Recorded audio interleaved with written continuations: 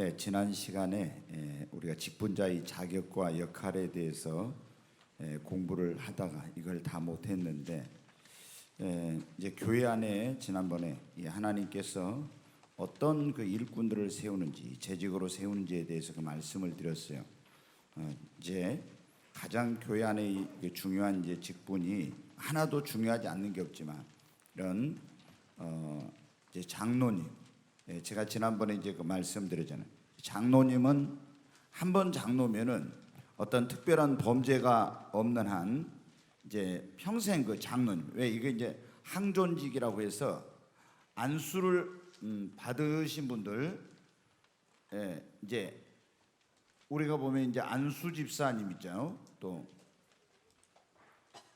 지금은 이제 권사님들도 이렇게 하는데 이렇게 이제 이렇게 안수를 받아가지고 세우신 그런 분들은 그 직분이 일회성이 아니라 평생 동안, 예를 들어 그걸 그만두더라도 그러니까 예를 들어서 이제 우리가 보면은 이제 장로님 뭐 이제 교단마다 틀리는데 이제 70세가 되면은 은퇴 장로, 또 이제 이렇게 이제 장로님, 또 안수 집사님도 이제 은퇴를 한다든가 이렇게 하는 경우가 있는데 그 안에는 이제 시무장로 이렇게 이제 하죠. 근데 장로님은 은퇴를 해도 이게 이제 장로님이세요. 근데 이제 예를 들어서 우리가 항존직이 아닌 그냥 집사, 이거 서리 집사라고 하잖아요. 아니면 이제 전도사님들이 있는데 전도사님들은 이 직분을 하다가 그만두면은 원래는 전도사님으로 안 부르고 집사님으로 안 부르는 거예요. 왜? 이게 안수를 안 받았으니까 항존직이 아니니까. 그래서 우리가 이런 장로님, 안수 집사님, 권사님 직분이 굉장히 중요한 겁니다. 그래서 지난번에 말씀드렸지만 장로님들은 내가 이 교회 안에서 아버지와 같은 그런 역할. 그래서 어떤 우리 성도들이 어려운 사람 없나, 안 나온 사람 없나, 항상 이런 부모의 마음으로 성도들을 돌아보고 교회를 섬기고 이런 이제 마음을 가져요. 권사님들은 어때야 돼요?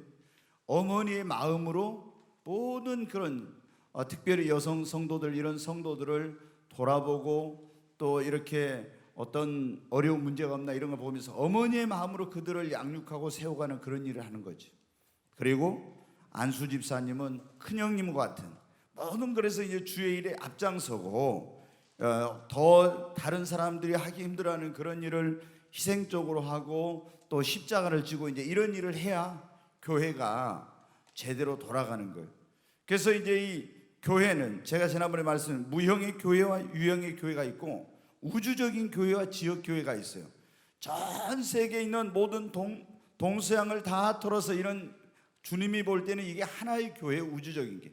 그러면서도 우리는 목포의 또 꿈의 교회, 이렇게 교회, 이제 지역의 어떤 그 교회, 이런 이제 교회인데 이런 지역 교회가 성장하고 부흥하고 또 그러면서 하나님께서 이 교회를 통해서 이루시고자 하는 그 일을 제대로 감당하려면 교회가 조직을 갖춰야 되고 일꾼을 세워가지고 그 일꾼들이 각자에게 주어진 은사를 따라서 이렇게 할 때 교회가 성장하고 부흥하고 하나님의 나라 확장하고 이런 일을 할 수 있는 거예요.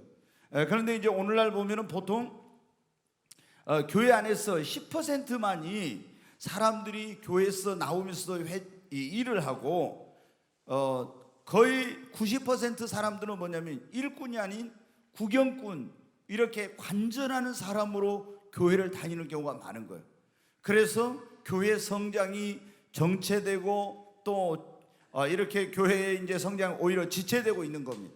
그래서 우리가 예수님을 믿고 구원받은 사람이라면 오늘 오전에 말씀드리면 반드시 우리가 어때요? 교회 와서 주의 일을 해야 돼요. 봉사하면서 내가 믿음이 성장합니다. 하나님 앞에 축복을 받고 하늘나라 갔을 때는 저는 상급을 받아요. 근데 아무리 교회를 오랫동안 다녀도 어떤 직분도 받으러 가면, 여러분 어떤 경우에 우리가 그런 거 있죠. 교회에서 이렇게 직분을 받으세요 하면은 너무 겸손해가지고 저는 자격이 없습니다, 저는 안 됩니다 이러면서 극구 안 받겠다는 이런 분들 있죠. 이것도 여러분 그게 올바른 것은 아니에요. 왜냐, 우리가 그러면 언제 내가 직분을, 이 정도 직분을 받을 수 있는 일꾼이라고 언제 여겨집니까? 우리는 믿음이 성장하면 할수록 내가 더 부족한 사람이구나, 나는 정말 형편없는 사람이구나, 이런 마음을 성장하면 할수록 갖게 돼요. 그리고 내가 주님 앞에 가까이 가면 갈수록 어떻게 합니까? 전에는 내가 도덕적으로 윤리적으로 이런 죄만 안 지으면 내가 의로운 줄 알았는데, 믿음이 성장하면서 이렇게 가까이 가서 보니까 내가 사랑할 사람 사랑하지 못한 거, 이런 것도 죄라는 것을 깨닫게 되고, 내가 겉으로만이 아니라 마음으로도 내가 얼마나 이렇게 깨끗하지 못하고 또 순간순간 나쁜 생각도 하고 이러면서 정말 하나님의 은혜가 아니고서는 나는 살 수 없는 사람이구나, 이렇게 하면서 더 부족한 걸 느끼게 되거든요. 그래서 우리가 교회 안에서 하나님이 일꾼을 세울 때는 교회에서 성령을 통해서 이제 감독자를 세워가지고 일꾼을 세우는 거예요. 그러면 어떻게 돼요? 나는 부족하니까 못하겠습니다, 이게 아니라 나 같은 사람이 이런 주셨으니 하나님 이걸 감당할 수 있도록 어때요? 하나님 나에게 나를 믿음을 주시고, 지난번에 그랬죠. 일꾼에게는 세 가지 영적, 인적, 물적 자원을 주신다고 했잖아요. 하나님이 그 일을 감당할 수 있는 능력도 주시고 은사도 주시고, 그리고 물질이 필요하면 물질을 주시고, 건강이 필요하면, 몸이 불편했던 사람이 직분을 받아가지고 주님 내가 이 건강하지 못한데 이 직분을 감당할 수 있도록 하나님께서 내 건강 주세요 하면은 치료해 주시고, 하나님이 또 물질이 필요한 물질을 공급해 주시고, 사람이 필요하면 도울 자를 보내주시고, 이렇게 하는 거예요. 그래서 그렇게 해야 이제 하나님의 교회가 온전히 세워져 가는 것입니다. 그래서 우리가 지난번에 일꾼을 세울 때 조심해야 되는 것은 사회적 신분이나 뭐 재력 이런 것만 보고 세우면 안 된다 했죠.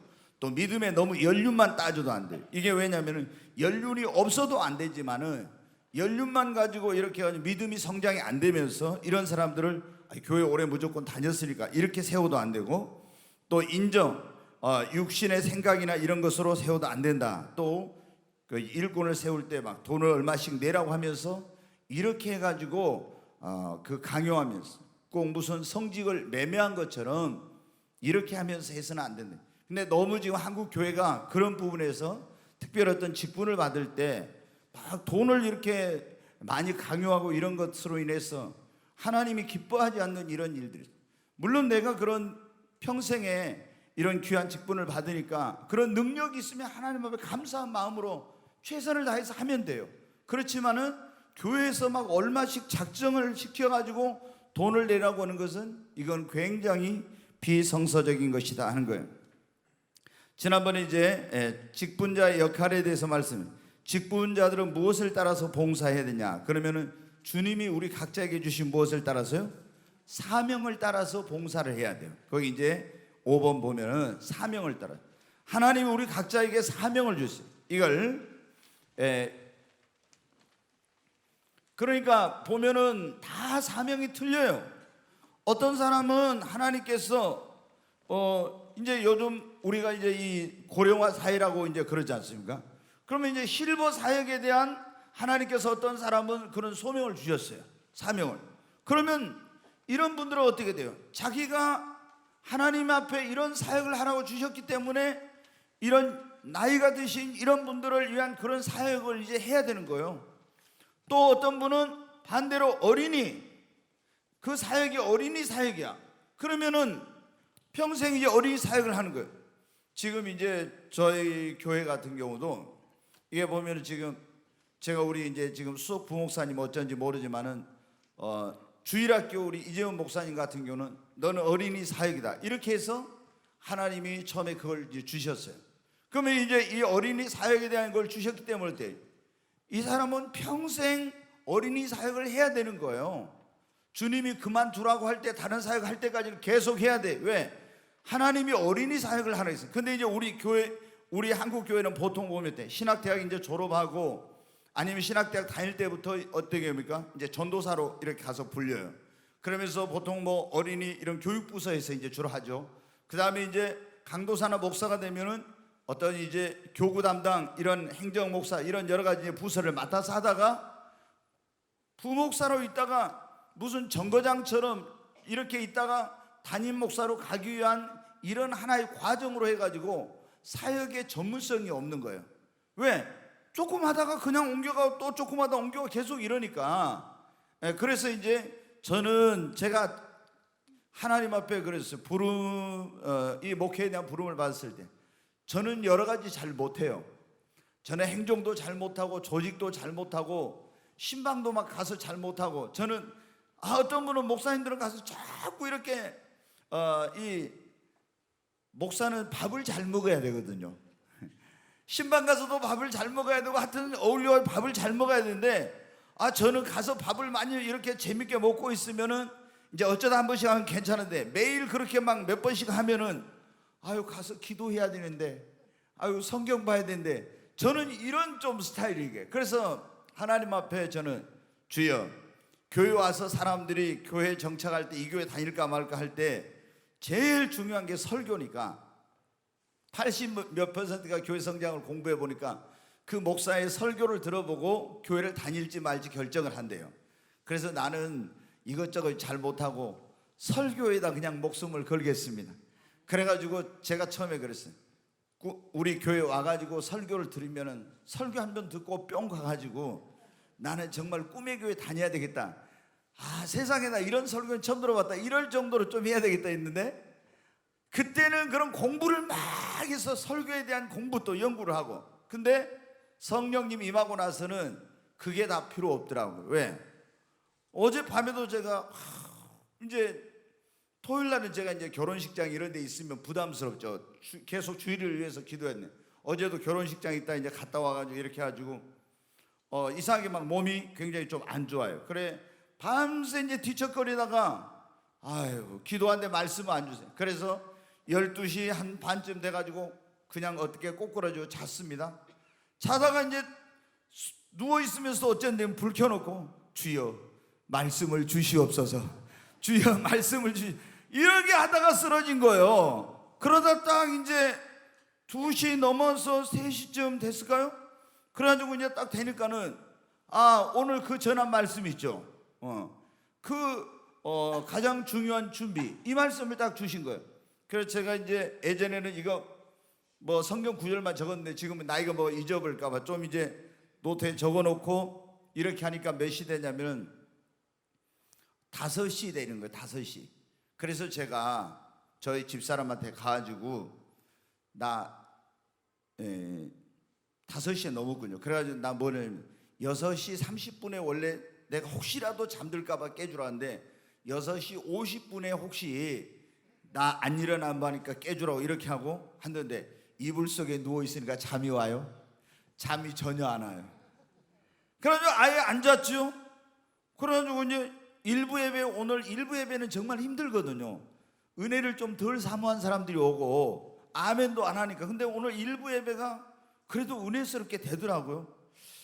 근데 일부가 너무 은혜스럽게 되면 2부가 힘든데, 이런 생각을 제가 했어요. 근데 이제 오늘 또 설교하니까 하나님 힘을 주시고, 또 우리 장로님들이랑 그러잖아요. 목사님 교회 처음 온 사람들 설교 길다고 하니까 좀 적게 하십시오 한데 막 시간이 넘어가잖아요.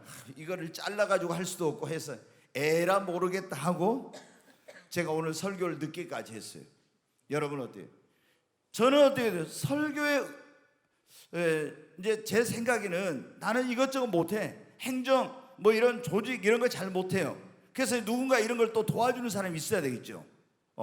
여러분 어때요? 하나님이 우리에게 주신 사명, 또 교회 안에서 세운 직분, 그리고 은사를 따라서 여러분 세워진 사람들이 봉사하는 겁니다. 그러니까 여러분이 어떻게 돼요? 나에게 하나님 주신 사명이 뭔가를 알아야 돼요.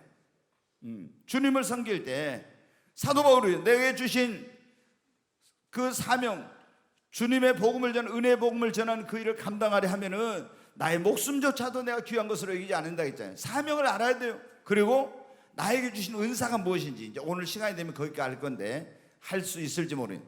그래서 반드시 우리가 직분자들은 사명 따라 직분 따라 은사를 따라서 봉사해야 됩니다. 자, 주의 일꾼으로 세워진 사람들은 항상 어떤 마음을 가지고 주의 일은 기쁜 마음으로 주의 일을 해야 됩니다.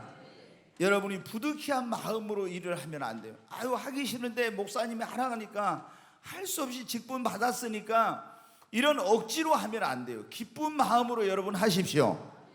주님을 위해 일할 수 있다는 것, 그런 직분을 받았다는 게 우리에게는 큰 영광입니다.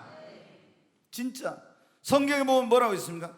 천사들도 우리를 흠모한다 이렇게 나와 있어요. 천사들이 우리가 주의 일을 한 거, 주의 일꾼이 돼가지고, 천사들도 주의 일꾼이지만 우리가 주님의 일꾼 돼가지고 일할 수 있는 이것을 천사들이 흠모한다고.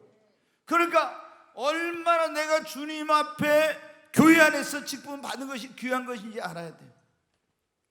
그래서 집사 직분 받는 사람들, 어떤 진짜 귀한 줄 아는 분들은 집에 가서 장로님 뭐는 이렇게 해놔두면 집사님 그건 안 둔다고 하더라고요. 제일 자기 집에 들어오는데 사람들이, 모든 사람이 잘 볼 수 있는 곳에다 집사 직분 임명장을 딱 놔둔대요. 근데 여러분 어떻게? 자기가 이만큼 그걸 하나님이 내게 주신 직분을 귀하게 여기는 이런 마음이 있어야 돼.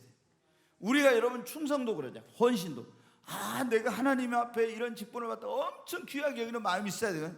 근데 아이고 뭐 집사급 같은 거 이런 식으로 생각하면 집사 직분을 여러분 충성스럽게 성실하게 안 하는 거예요.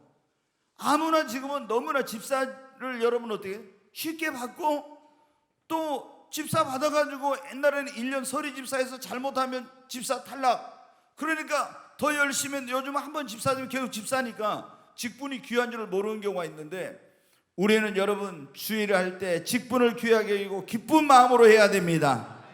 그 다음에 데살로니가서 5장 16절이죠.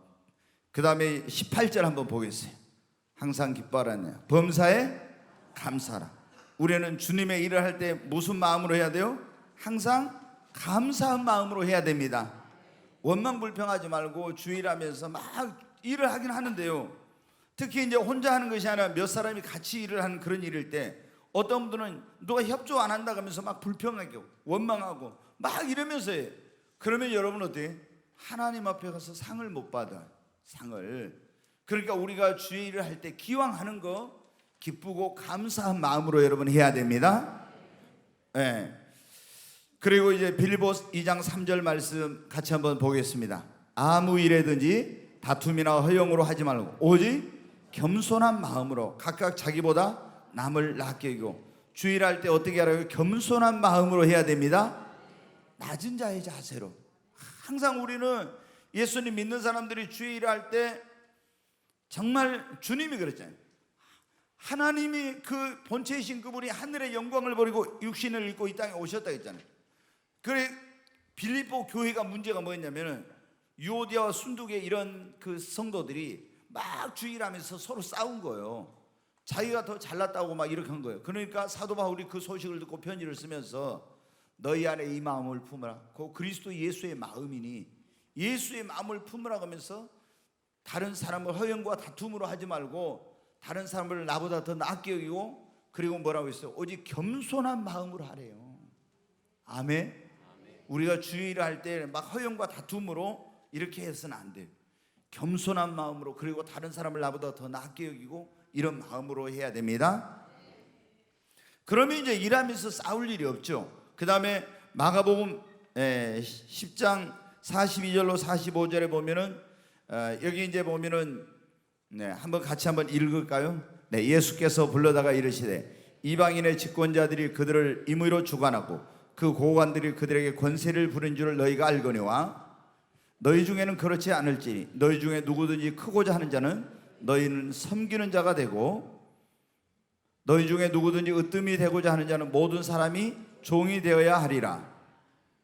인자가 온 것은 섬김을 받으려 함이 아니라 도리어 섬기려 하고 자기 목숨을 많은 사람의 대속물로 주려 함이니라. 아멘. 네, 항상 우리가 교회 안에서 직분은 이 봉사직이에요. 봉사, 명예가 아니라 봉사예요. 그리고 이 직분을 감당한 사람들은 항상 뭐냐면 섬김, 이것이 몸에 배 있어요. 그러니까 지난번에 제가 말씀드렸죠. 목사가 성도들한테 군림하려고 하면 안 돼요. 명령하고 이렇게 하려고.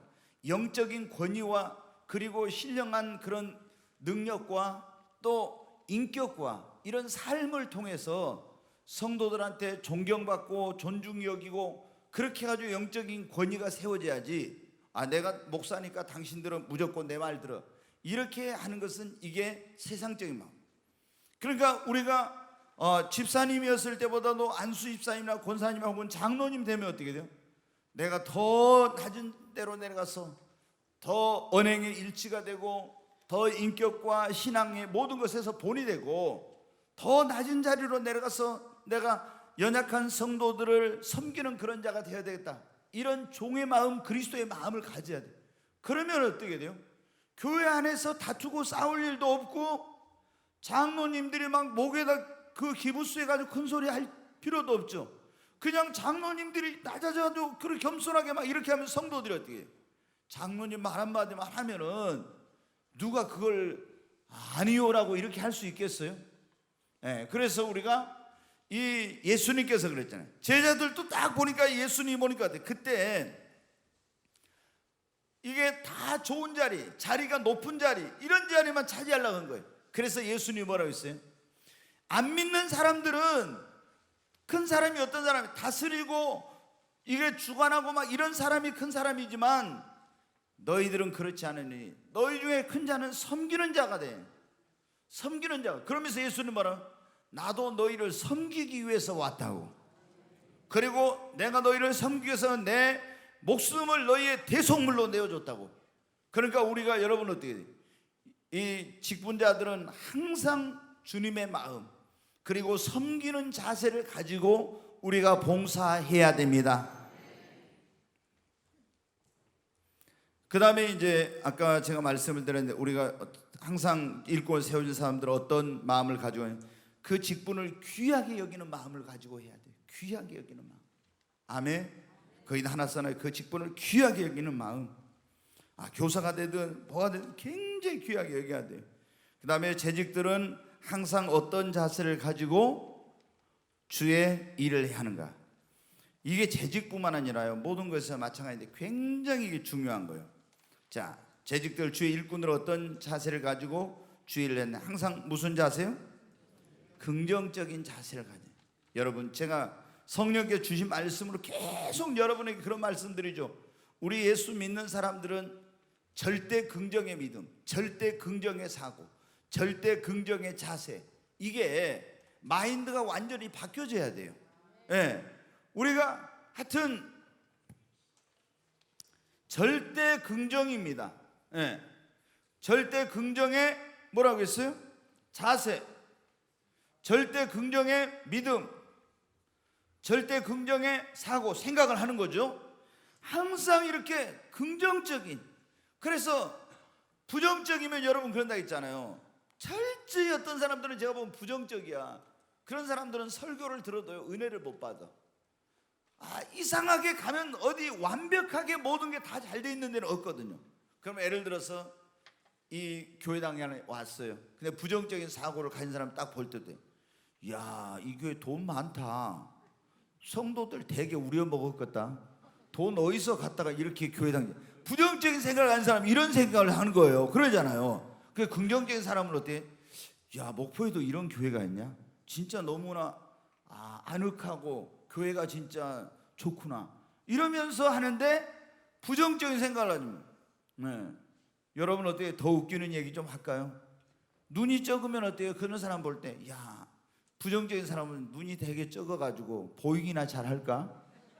긍정적이면 어때요? 눈이 작아서 먼지도 잘 안 들어가고 빗물도 잘 안 들어가고. 네, 여러분 어때요? 우리가 굉장히, 네, 항상 긍정적인. 여러분 아시잖아요. 모세가 이스라엘 백성들을 애굽, 지금 이집트에서 종살이 할 때 거기서 이끌어내가지고 구원해가지고 나와서 광야를 거쳐서 이제 가나안 땅까지 들어가야 돼요. 그런데 가나안 땅에 들어가려고 할 때 하기 전에 어떻게 하냐, 이스라엘에 12지파가 있거든요. 12지파에서 한 명씩 족장을 뽑아가지고 정탐꾼을 보냈어요. 근데 정탐꾼이 10명이 갔다 와서 보고를 하는데 12명이 갔다 와 보고를 하는데 10명과 2명의 보고가 틀려요. 10명은 뭐냐, 그 땅을 가서 볼 때 부정적인 눈, 불신앙의 눈으로 본 거예요. 이야, 그러니까 전부 그 땅은 좋지 않는 거 갔다 와서 보고를 해요. 그리고 뭐라고 해요? 이 2명, 갈렙과 여호수아 2명은 어떻게 굉장히 긍정적으로 봅니다. 그 땅은 적과 꿀은 땅, 이렇게 보고를 해요. 똑같은 걸 보고 왔는데 어떤 눈으로 바라보느냐, 그렇게 긍정적인 눈으로 바라보냐 부정적인 눈으로 바라보면 그게 틀린 거예요. 여러분은 예전에 제가 그런 말씀 드렸잖아요.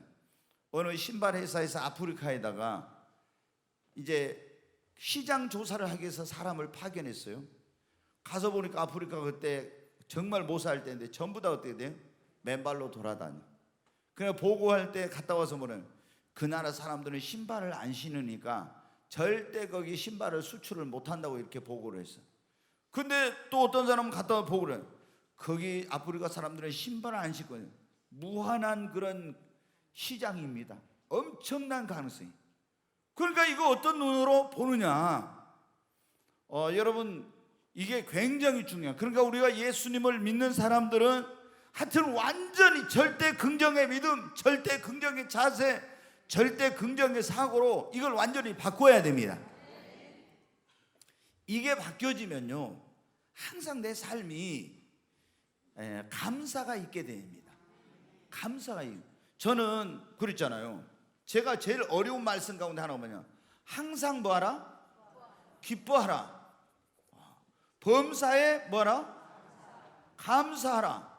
와, 여러분은 그냥 너무 믿음이 좋아가지고 그냥 항상 기뻐하라 하니까 그냥 기뻐해주고, 항상 범사에 감사하니까 다 모든 일에 어떤 일도 감사가 되는가 보는데, 저는 이게 보니까 또 이제 중간에 뭐가 있어요? 쉬지 말고 뭐하라? 기도하라. 보니까 항상이나 범사나 쉬지 말고나 의미가 어떻게 사실은 다 똑같은 거. 이게 보니까 그러잖아요. 항상 모든 일이잖아요. 범사 쉬지 말고 거의 의미가 똑같은 거. 근데 여러분 살아가다 보면 뭐 굉장히 고통스러운 일도 있는데 항상 기뻐할 수 있어요? 근데 주님이 기뻐할 수 없는데 항상 기뻐하라 할 리는 없고, 아니 내가 안 좋은 일도 생길 수 있는데 감사할 수 있어요? 안 좋은 일 생긴데 범사에 모든 거 감사하라는 건데, 환난을 당하고 어려운 일, 병 걸렸을 때 감사할 수 있는가? 이게 근데 주님이 불가능한 일을 우리한테 하라고 안 하거든요. 저는 이런 말씀 볼 때 항상 기뻐하라, 쉬지 말고 기도하라, 범사에 감사하라, 이런 그리스도 안에서 너희를 향하신 하나님의 뜻이라겠는데, 하나님의 뜻이 뭐예요? 항상 기뻐하는 거예요. 그러니까 여러분 항상 기쁘고 행복한 삶을 사십시오. 그것이 우리를 향하신 하나님의 뜻입니다. 여러분이 불행하고 막 짜증내고 이런 삶 사는 건 하나님이 원하지 않아. 하나님은 우리가 영혼도 잘 되고 범사적으로 강건한 가운데 항상 기쁨이 넘치는 삶을 살기를 원해요. 그래서 제가 환경을 초월해서 항상 기뻐할 수 있는 게 뭘까? 그러잖아요. 환경을 초월하여서 항상 어떻게 기뻐하며 살 수가 있지? 우리가 살다 보면 안 좋은 일인데 짜증나고 힘들 수 있는데 어떻게 항상 기뻐하지? 그래서 그런 걸 저는 막 고민을 했어요. 어떻게 항상 기뻐해? 내가 지금 나그네로 살고 있지만 늘 천국을 바라보고 살아요. 그리고 내 안에 주님이 나와 함께 계시고 성령의 충만함을 받으면 환경을 초월할 수. 성령 충만 받은 사람들은 감옥 안에서도 기뻐하는 거예요. 사도 바울이 그래서 나는 기뻐하고 기뻐한다, 너희도 기뻐하라 그런 거예요. 어디서? 감옥에서, 그 로마의 감옥에서 쓴 거예요. 항상 기뻐한다고. 이게 뭐냐면은 성령의 충만을 받으니까 그래. 그런데 우리가 항상 이게 기뻐하고 범사에 뭐라고요? 감사. 다음 주일이 뭡니까? 추수감사주일이요.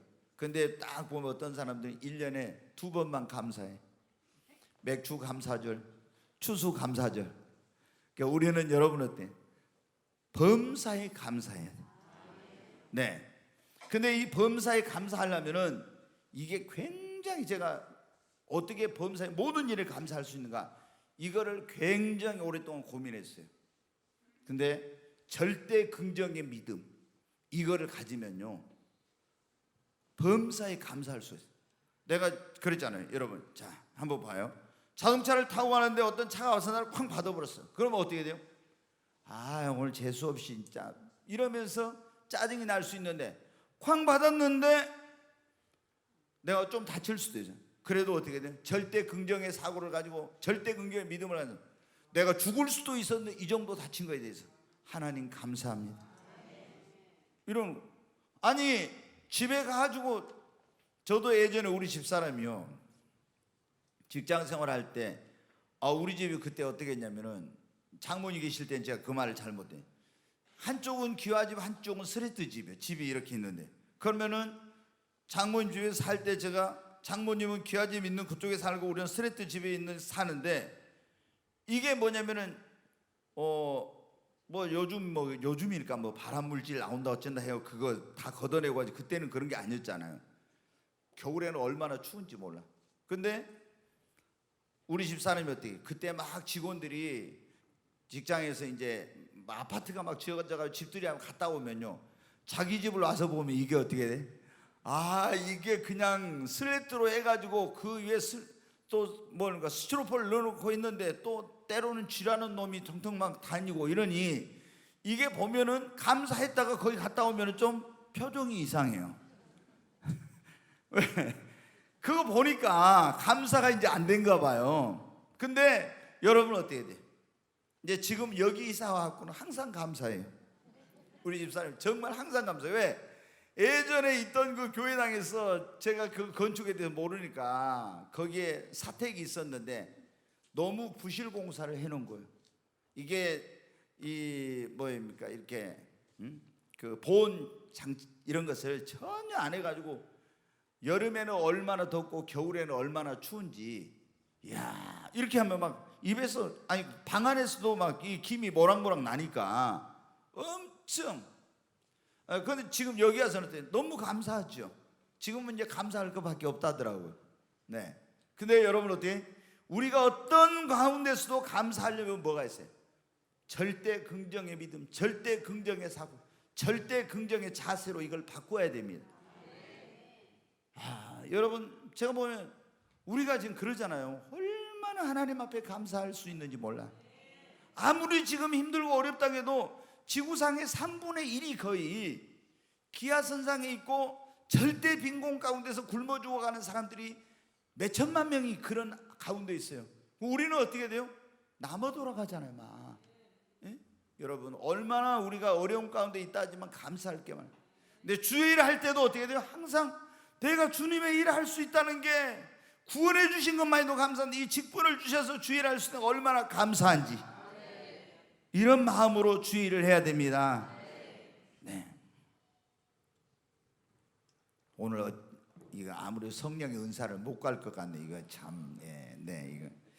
자, 그 다음에 주일할 때 항상 우리는 어떤 자세로 하냐? 적극적인 자세로 해야 돼요. 적극적인 자세. 네. 소극적인 자세로 하면 안 되고요. 이런 이제 통계가 나왔어요. 제가 이제 앞으로 그 뭐 하는 것 지금 이제 공부하는 중에 이런 이제 것도 하나 이제 하려고 하는데 뭐냐면은 인간관계를 잘 하려면은 이런 것도 이제 제가 하려고 그래요. 왜냐? 우리가 이제 인간관계를 잘해야 교회 안에서 어때요? 제가 보면 어떤 분들은 너무 항상 외톨이야. 그리고 공동체 안에서 이 교회는 예배의 공동체요, 신앙의 공동체요, 또 이 선교의 공동체고, 이런 아름다운 밥상 공동체라고 해요. 사랑의 공동체예요. 그런데 이런 공동체 안에서 우리가 여러분 어때요?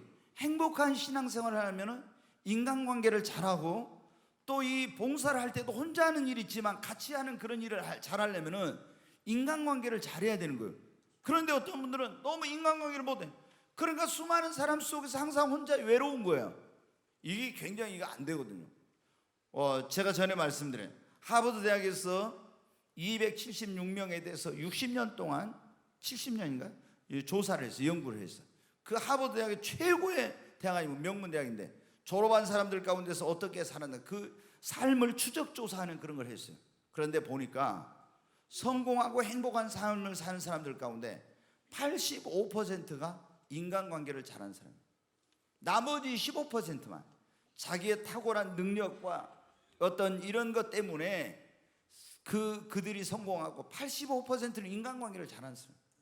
직장에서 보십시오. 인간관계를 잘하는 사람이 사랑받고 인정을 받잖아요. 교회 안에서 행복한 신앙생활, 인간관계. 근데 우리가 이 지금 뭐냐면은 성공한 그 사람들에게 있어서 가장 중요한 성공의 열쇠가 뭔가, 그거를 성공학자들이 조사해 보니까 뭐냐면 열정이 어떤 일의 성공의 성패에 85%를 좌우한다는 거예요. 열정이. 그러니까 여기 우리 뭡니까? 주의 일을 하는 사람들, 여러분, 주의 일을 할 때 이걸 정말 제대로 하려면 어떻게 되면, 내가 능력 뭐 다른 거 이런 거 떠나서 일단은 그 일에 대한 열정이 있어야 돼요. 여러분이 사업하지 않습니까? 그럼 사업을 성공하려면 어떻게 해요? 이 사업에 대한 열정이 있어야 돼요. 열정이 없는 사람은 아무리 능력이 있고 재능이 있고 뭐가 별거 다 있어도 성공하지 못하고 제대로 못하는 거예요. 그러니까 이 열정이, 그러니까 열정이 다른 말로 얘기하면 뭐냐면 무슨 자세를 갖냐? 첫째 긍정적인, 두 번째 말은 적극적인 자세라고 했죠. 이게 뭐예요? 사도 바울이 그랬잖아요. 이 선교에 대한 열정이 그를 위대한 사도로 만든 거예요.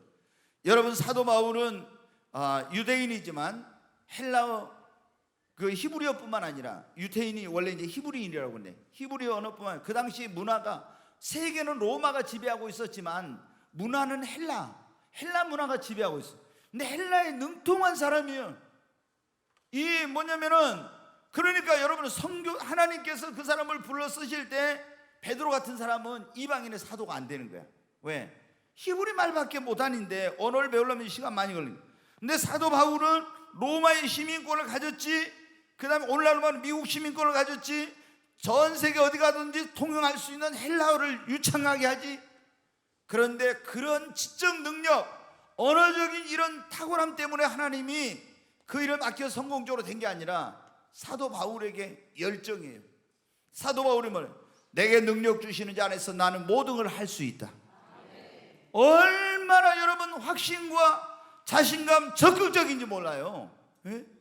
그러니까 이런 선교에 대한, 내가 이 주님의 복음을 땅끝까지 전하는 일에 정말 이렇게 최선을 다하는 그런 적극적인 열정을 가지니까 배가 3번이나 깨져가지고 파손해가지고 바다에 빠져 죽을 뻔했죠. 강도 위험, 강의 위험, 자지 못함과 먹지 못함과 추위와 더위와 뭐 얼마나 많은, 감옥에 갇히고 40에 하나 감한 매를 5번이나 맞고 이런 어려운 일을 당해도요, 그걸 아무도 그 선교하는 열정을 그걸 막지 못하는 거예요. 왜?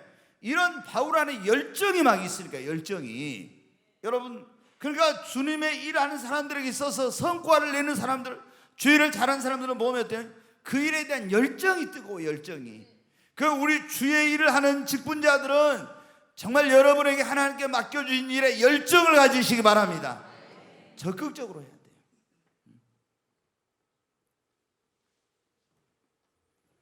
그 다음에 재직들에게 어떤 자세가 있으면 희생적인 자세, 헌식이 아니라 헌신적인 자세.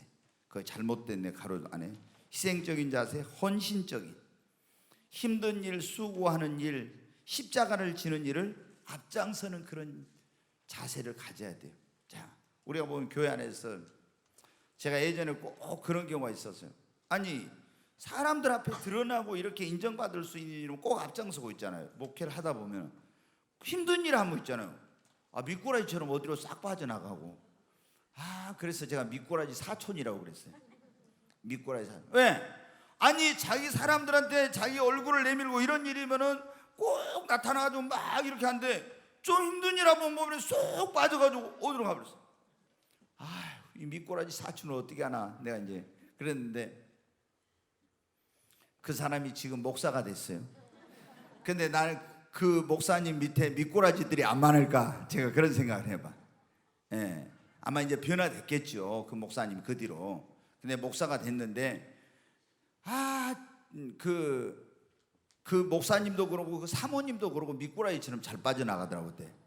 그래서 제가 굉장히 이제 이렇게 뭐라고 한번 한 적도 이제 있어요. 근데 그게 성격인가, 그게 잘 안 되더라고. 근데 여러분 어떻게 해요? 우리가 주의 일을 한 사람들은 희생적이고, 헌신적인. 그래서 우리가 주의 일을 하다 보면 뭐예요? 힘든 일 할 때가 있잖아요. 내가 앞장서야 되고 십자가를 져야 될 그런 일 있잖아요. 근데 거기 쏙 빠져나면 안 돼요. 여러분, 유다 지파, 이스라엘 12지파 가운데서 이제 원래는 루벤 지파가 굉장히 성경에서 뭐냐면, 우리나라에 있는 그런 어떤 동양의 어떤 그런 것도 사실은 성경에서 많이 나온 것 같아요. 그게 뭐냐면은 이 장자를 굉장히 중요시 여겼잖아요. 근데 성경에 보면 이 장자가 굉장히 중요해요. 그래서 서로 이 부모님에게서 장자권을 물려받으려고, 꼭 장자라 해서 장자로 태어나면 장자권을 가져요. 그런데 이 장자권을 박탈당하기도 하고 장자가 장자권을 못 누리기도 해. 근데 야곱에게 12아들이 있었는데, 12아들. 근데 이 12아들이 나중에 12지파가 되죠. 이제 이스라엘 지파가 돼요. 12지파가. 근데 야곱의 첫 번째 아들이면 루벤이에요. 근데 야곱에게 4명의 부인이 있었는데 자기 서모를 범했어. 그래서 야곱이 장자권을 박탈을 해버렸어요. 그리고 넷째인 유다가 장자권을 갖게 돼요. 그리고 여기서 뭐냐면 이스라엘의 왕이 나오고 여기서 예수님이 오시게 돼요. 그리스도가, 메시아가 와. 그래서 이제 왜 그러면 유다 지파가 머리가 되고 여기서 다윗 왕이 나오고 인류의 메시아인 만왕의 왕이신 그리스도가 유다 지파를 통해서 한다. 그러면은 이스라엘 백성들이 애굽에 내려가서 400년 동안 430년 전에 한 거의 400년 가까이 종살이 하다 구원을 받아 나오는데 광야를 거쳐서 그들에게 약속해 주신 적과 꿀이라는 약속의 땅 가나안 땅으로 가요. 근데 이 광야는 어때요? 굉장히 사막이잖아요. 뱀과 정갈이 있고 모래바람이 불고 낮에는 뜨겁고 밤에는 추운 곳인데 그 길이 없는 곳을 어떻게 힘드니까 다 앞장서지 않으려고 하죠. 근데 어떻게 유다 지파가요 항상 앞장서서 갑니다. 항상. 그리고 누가 어떤 전쟁을 하는데 힘든 일에 누가 올라가겠냐? 저요. 유다 지파가 항상 어떻게 돼요? 희생하는 일, 힘든 일에 앞장서서 했어요. 그랬더니 하나님이 넷째인데도 불구하고 유다 지파에게 장자권의 복을 줘버리고요 머리가 되게 합니다. 리더가 되게 하고 왕이 나오게 하고 여기서 메시아 그리스도가 오게 되는 이런 축복을 받아요. 여러분, 주의 일에 뒤처지면 안 돼. 뭐 힘든 일 보면 싹 뒤로 빠지려고 이런 거 하면 안 돼요. 우리가 하나님 앞에서는 어떤 일을 해야 돼? 이 희생적으로 헌신적으로 해야 돼. 그런 사람들이 어떻게 되면 유다 지파처럼 여러분 리더가 되고 천년왕 한국에서 그리스도와 더불어 왕노릇하게 됩니다. 아멘. 이게 굉장히 중요한 거예요, 여러분. 그래서 우리가 희생적으로 헌신적으로 십자가를 지를 있다 그러면 눈치 보지 말고 내가 지겠다고, 내가 희생하겠다고 이렇게 해야 돼요. 그런 사람들이 진정한 리더요 하나님의 일꾼이에요. 자, 그 다음에 재직들은 항상 어떤 자세를 가진 이타적인 자세.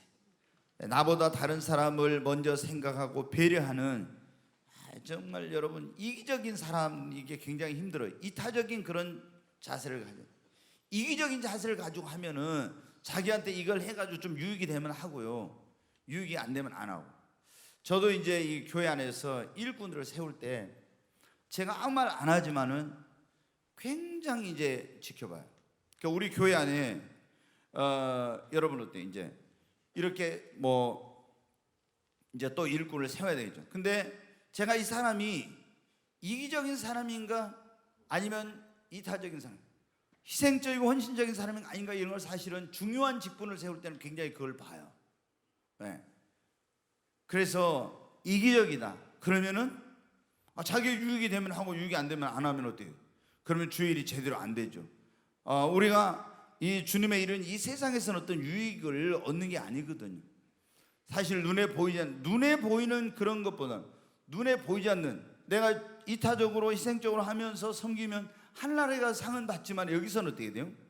내가 더 많이 희생하고 이제 이렇게 해야 되잖아요. 그런데 우리가 재직들은 항상 이런 이타적인 그런 자세를 가지고 나보다 다른 사람을 먼저 생각하고 배려해야 된다는, 그래야 이게 서로 주의 일이 잘 되는 거예요. 그 다음에 협력하는 자세, 연합의 정신을 가지고 주의 일을 해야 됩니다.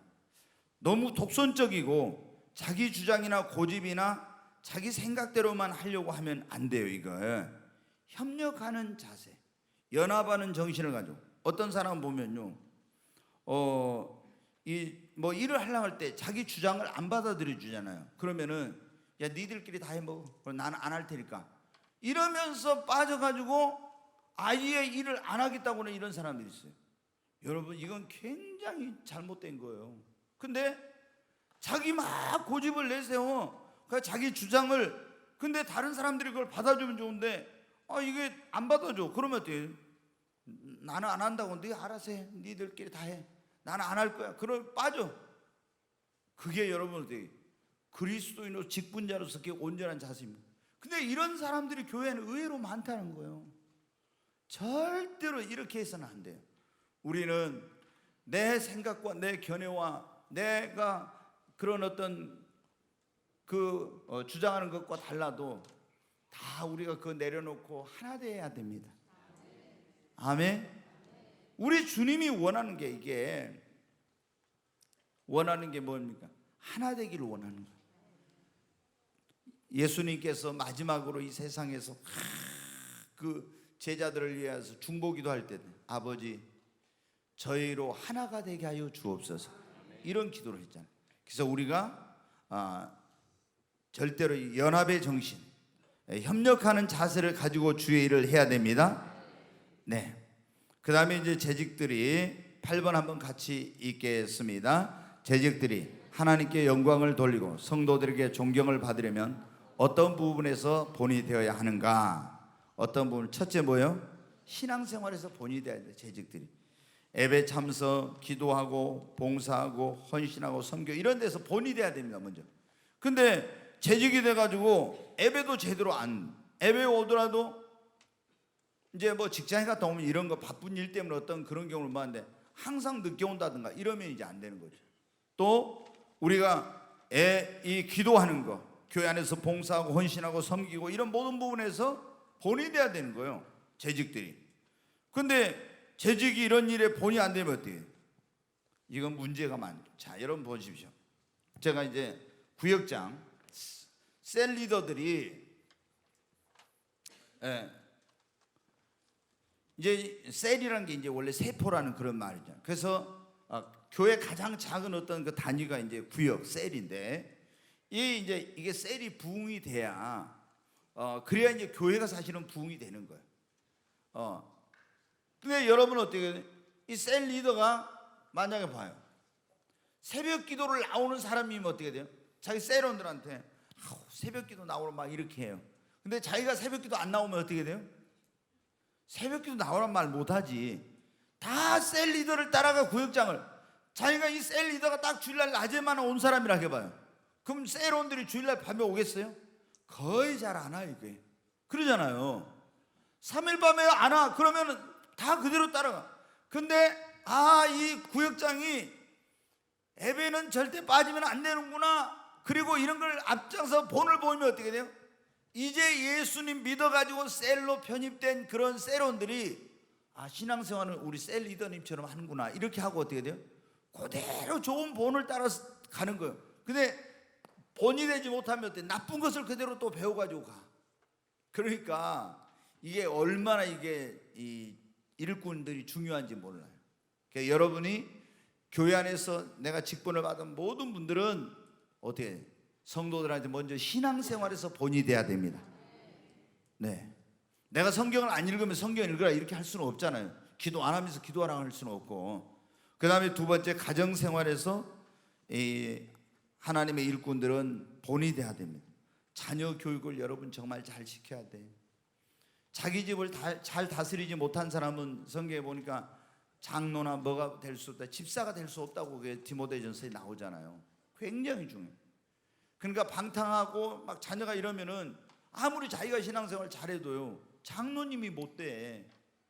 그럼 덕이 안 되는 거예요. 예를 들어 보십시오. 우리 이제 오장로님 이제 계신데 오장로님이 자녀들이 정말 이제 다 순종하고 가정 교육이 제가 보니까 정말 그 교회 그때 막 오셨을 때가 제가 이제 집에 신방을 갔었는데 가정 교육을 내가 이제 딱 느낄 수 있는 그런 게 있었어요. 그때 할아버지 모시고 살 때인데 애들이 할아버지한테 이렇게 하는 걸 보면서 정말 가정교육이, 제가 아무 말 안 했지만 이런 말이 이제 오늘 처음 하는데 정말 이렇게 잘 되고 있구나 하는 것을 그때 이제 제가 거기서 느낄 수가 있어요. 그래서 이제 우리 장로님이 자녀들 잘 이제 교육을 했죠. 신앙적으로 이렇게 해가지고 믿음 생활도 잘하고. 근데 장로님 자녀가 하나가 뭐 교회도 안 다니고 있잖아. 안 믿는 그런 뭐 이제 교회 안 나오면서 막 방탕하고 타락한 이런 생활을 한다고 해봐요. 그러면 이런 장로 이름을 장로로 세워놨어. 그럼 뭐라? 이게 그냥 장로님 한 사람의 문제가 아니라 뭔 장로 아들이고 맨날 막 이제 전라도 말로 술 처먹고 돌아다니면서 뭐 못된 짓 하고 한다더라. 이렇게 하면 어떻게 돼요? 하나님 영광을 가리게 되잖아요. 그러잖아요. 그게 이게 얼마나 중요한지만. 근데 제가 여러분에게 말씀드리는데 우리가 이 재직들, 우리 직분자들은요, 정말 여러분이 가정에서 이제 가정교육은 여러 가지 있죠. 우리가 이제 인성교육이 있고, 영성교육이 있고, 지성. 그러면 보십시오. 우리가 이제 보통 가정에서 사람 됨됨이를 교육하는 것은 가정에서 이루어져요. 교회 안에서도 이건 힘들어요, 진짜. 정말 이게 힘들어. 우리가 예수님을 본받고 닮아가 이제 계속 하면서 이렇게 시작했는데, 어렸을 때 이 굉장히 그 아이가 어떤 사람이 될 거냐 이게 그 결정이 되거든요. 어렸을 때 가정교육이 굉장히 인성교육이 중요해요. 그냥 애가 이기적으로 독선적으로 하도록 그래 놔두면요 그런 인간이 되는 거죠. 그러니까 우리가 아이들의 교육을 그러잖아요. 나무에 비해 나무. 어린 나무일 때는 어때? 이걸 이렇게 구부러지면 피기가 쉬워요.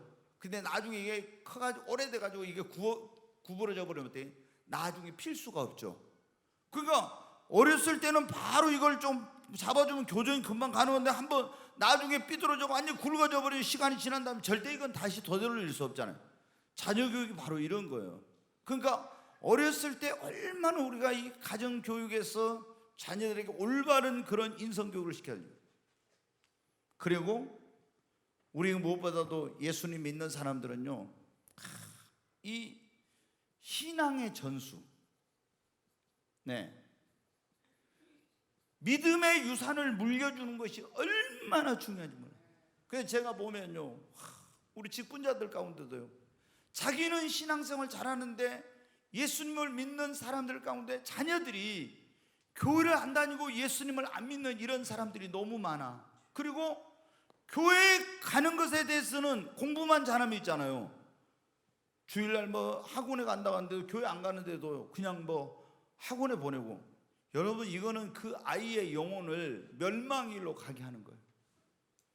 그 아이들이 그래가지고 결국에 구원받지 못해서 지옥에 떨어지면 어떻게 해요? 부모를 저주해요, 여러분. 왜 어머니 지옥에서 절규하면서, 왜 아버지 내가 그때 잘못된 길로 갈 때 나를 때려서라도 나를 교회로 이끌어주지 않고 왜 이 고통받는 곳에 가겠냐고, 왜 나를 버려두냐고. 그 지옥에서 눈물로 절규합니다. 그러니까 여러분 가운데 만약에 자녀들이 구원받지 못했다면, 여러분, 주님이 그랬잖아요. 너희가 나를 위하여 울지 말고 너희와 너희 자녀를 위하여 울라고. 정말 구원받지 못한 자녀들을 위해서 눈물로 기도해야 돼. 눈물로. 여러분 자녀들이 세상에서 좀 잘 나가고 잘 된다고 그런 것으로 자랑스러워하지 말고, 그 여러분의 자녀들의 영혼이 구원받지 못한 것 때문에 눈물로 기도해야 돼. 눈물로. 그렇지 않으면 그 자식들이 어디 가겠어요? 하나님을 대적하는 자리에 서게 되고요, 결국에 나중에 구원받지 못한 지옥에 떨어져서 불 가운데서 부모를 절규하면서 저주한다니까. 원망하고. 어떻게 하시려고 여러분 그러세요? 그래, 우리가 성도들 보면 신앙을 유산으로 물려주는, 돈 물려주는 것이 중요한 게, 신앙의 유산을 물려주고 내가 믿는 예수를 그들 안에도 믿게 만들고요, 그리고 이 신앙을 전수해 주는 거예요. 그러면은 하나님이 그 아이의 인생을 책임져 주세요. 그래서 우리가 이 재직들은 가정교육에서 인성교육, 영성교육, 이 지성교육은 내가 뭐 마음대로 할 수가 없죠. 지적인 교육은 이건 뭐 학교에 가서 뭐 학원에서 이런 데서 이제 하고 그런 뒷바라지만 부모는 잘 해주면 되죠. 그리고 이제 자녀들에게 그 아이들이 가지고 있는 그런 달란트를 잘 개발해서 이렇게 할 수 있도록 해주면 되는 거예요. 그런데 우리가 가장 중요한 게 뭐냐면 이게 그 가정교육을 잘하는 거예요. 그래야 재직들이 그때 하나님 영광을 안 가리게 되는 거예요. 네, 영광을. 권사님들 자녀들이 예수를 안 믿고 막 여러분 뭐 해봐요. 그럼 뭐 어떻게 되겠어요? 하나님 영광 가리게 되고. 그러니까 여러분이 정말 하나님 앞에 아직 여기 우리 계신 여기 직분자들 가운데 여러분, 아니 또 성도님들 가운데 마찬가지, 자녀들이 구원받지 못했다면 여러분 정말 눈물로 하나님 앞에 기도해서 빨리 구원해 달라고 해야 됩니다. 아멘. 자식만 생각하면 막 눈물이 앞을 가려야 돼. 진짜 주님이 그랬잖아요. 너희 자녀를 위해서 울라. 나를 위해 울지 말고 너희와 너희 자녀를 위해서 울라고. 내 자녀가 막 정말 하나님 앞에 통곡이 나와야 돼. 통곡이. 그 아이들이 구원받지 못하면 어떻게 되겠는가? 재직들은요, 가정생활에서 본이 돼야 돼. 자녀교육, 신앙의 전수, 가족 구원 이런 데서 본이 되고요. 그리고 그리스도인으로서 가정생활이, 그래가지고 이 가정이 믿음, 소망, 사랑이 넘치는 그런 가정. 우리가 여러분한테, 저도 이제 항상 뭐 이게 주례할 때 그런 기도를 하면서 그런, 우리가 항상 있어야 될 게 뭐예요? 믿음, 소망, 사랑, 이 세 가지는 뭐냐고? 항상 있을 것인데 그랬잖아요. 믿음, 소망, 사랑이 있어야지. 믿음이 있어야 돼요. 그 다음에 소망이 있어야, 사랑이 있어야 돼. 믿음이 있어도 사랑이 없으면 그 가정이 행복하기 어려워. 그렇죠? 네. 믿음, 소망, 사랑이 있어요. 이렇게 있을 때 여기가 뭐예요? 행복의 웃음꽃이 피어요. 이 가정이 믿음, 소망, 사랑이 넘칠 때. 여러분, 그래서 여러분의 우리 직분자들은 정말 특별히 자녀 교육을 잘 시켜 신앙의 전수를 잘하고 가족을 구원하고, 아직 남편이 구원받지 못했으면 제가 말씀드렸잖아요. 남편이 신발 갖고 나와서 새벽 기도마다 기도해요. 남편 신발 갖고 나와, 신발 갖고 와서 어떻게 돼요? 이 신발 주인이 빨리 교회 나오게 해달라고, 제 발로 걸어 나오게 해달라고 날마다 그걸 새벽 기도 올 때마다 갖고 와서 막 그걸 놓고 기도하고 이렇게 해야지요. 응? 아유,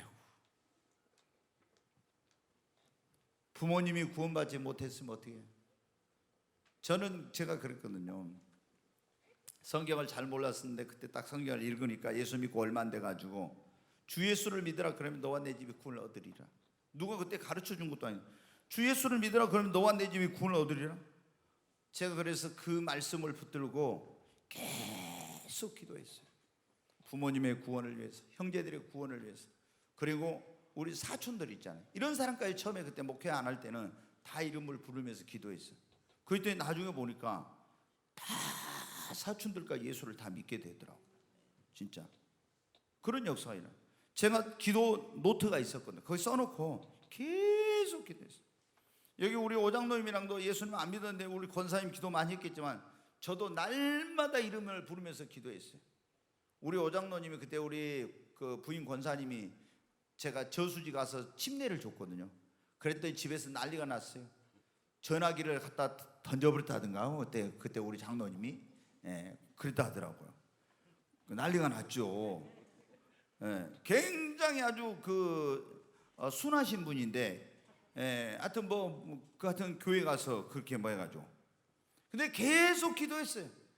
그리고 저 사람은 어떤 분 가운데는 도저히 예수 믿을까 싶은 그런 사람도 있어요. 뺀질뺀질 해가지고. 근데 다 예수 믿어가지고 우리 꿈의교회 집사님 되고요, 다 이렇게 되더라. 끈질긴 기도. 아멘. 네. 그리고 우리가 사회생활에서도 재직들은 뭐예요? 여러분, 본이 돼야 됩니다. 정직하고 성실하고 이렇게 세상에서 타락한 생활을 안 해야 돼. 사회생활에서도 예수 믿는 사람이 있잖아요. 맨날 직장에서 거짓말하고 불성실하고 이러면 어떻게 돼요? 하나님 영광 가리게 돼요. 하나님 영광. 그러잖아요. 교회 안 다닌 사람은 자기가 뭐 불성실하면 뭐 저거 어쩌고 욕하고 그래요. 근데 예수님 믿는 사람이 직장에서 불성실하면 어떻게 해요? 저것들 예수 믿는 것들이 저런 저짓거리 한다고 교회 다닌 것들이 저는 금방 하나님께 욕이 가. 하나님 영광을 가리게 돼. 그러니까 여러분 어떻게 돼요? 우리가 직장 생활할 때도 성실하게 해야 돼. 성실하게. 저도 직장 생활 해봤으니까 제가 직장에 다닐 때는 항상 30분 정도 먼저 출근을 했어요. 30분 정도. 그래가지고 모든 준비를 딱 하고 그렇게 했어요. 그러니까 직장에서 그만두려니까 그만두지 말아라 막 이렇게 하죠. 왜? 성실하게. 다 그 사람들이 내가 교회 다닌 줄 알거든. 그러니까 우리가 여러분 어떻게 돼요? 이게 사회생활 할 때 이런 사회생활에서도 성실하고 또 정직하고 인간관계나 이런 데서도 내가 그런 어떤 이기적인 모습을 보이지 말고 이렇게 해야 돼요. 다. 그래야 하나님께 영광을 돌리지. 또 성도들한테서도 어떻게 합니까? 존경을 받아요. 근데 직장에 가가지고 우리 예수 믿는 사람들이 뭐 타락한 생활하고 경건하지 못한 생활하고 이러면 여러분 어떻게 돼요? 존경받기 어렵거든요. 그 다음에 우리가 재직들은 하나님께 영광 돌려 성도들의 존경을 받으려면 언행이 일치된 삶을 살아야 됩니다. 우리가 예수 믿는 사람들보다 뭐라고 합니까? 말쟁이라고 그러잖아요. 예수 믿는 사람 치고 말 못한 사람이 없어. 다 말을 잘해. 하여튼 예수 믿는 것들은 말로는 못 이겨 그래. 세상 사람들이 그러죠. 말로는 못 이긴다고 그러거든요. 근데 말은 잘하는데 행동이 말하는 거하고 다르면 여러분 어떻게 해요? 그러면 하나님께 영광 돌리지 못하고 존경받지 못하는 거예요. 그래서 우리가 언행이 일치된 삶을 살아야 됩니다.